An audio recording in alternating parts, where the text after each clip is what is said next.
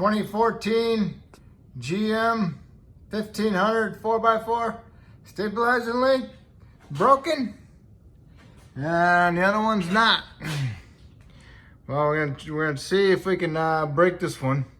See if you can get a socket on the top, 15 with an extension with your impact, if you got one.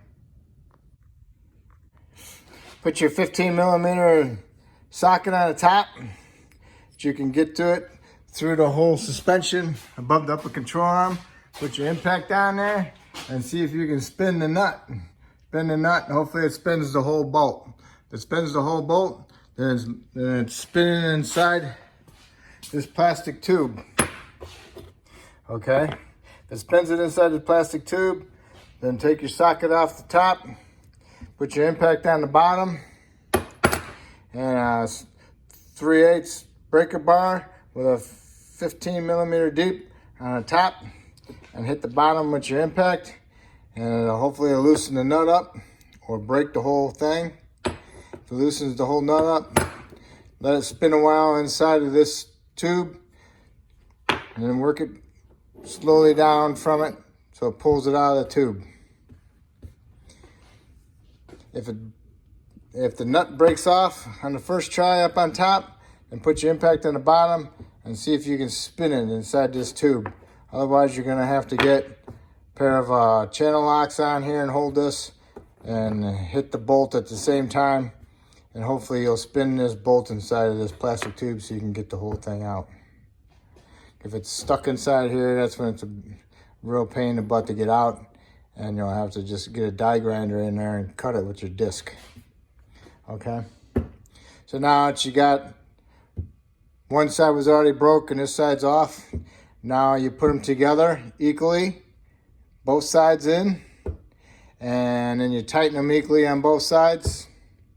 Do not put in one side and then tighten it. You'll never get the other side in. So put them in one at a time, and then when they're both in, then you can tighten them.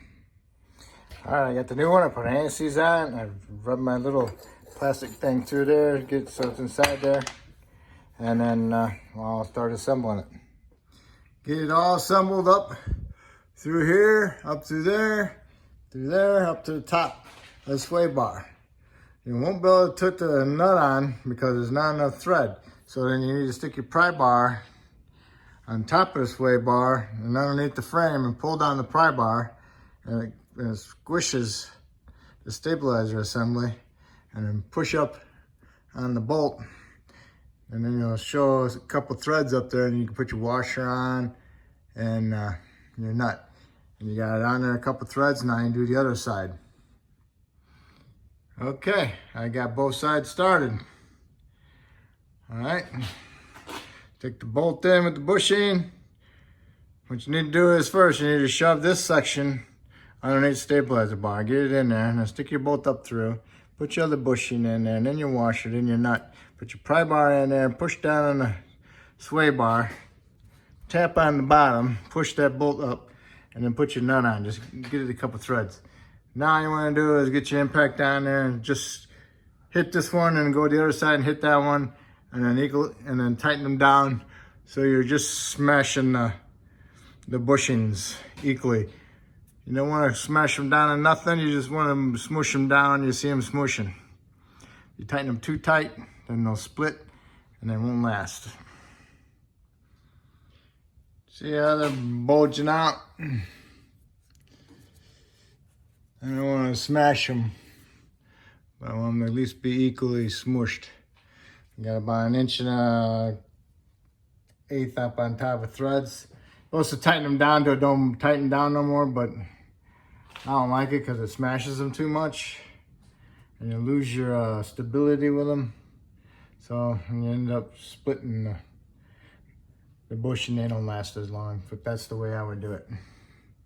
If this bushing mount or this one over here is shot, rusted out completely because they hold water, I have a video on how to repair that also. And that's how you do it. So if I helped you with this video, help me out and subscribe to me. Otherwise, I appreciate it. And if you already did, I really appreciate it. Thank you.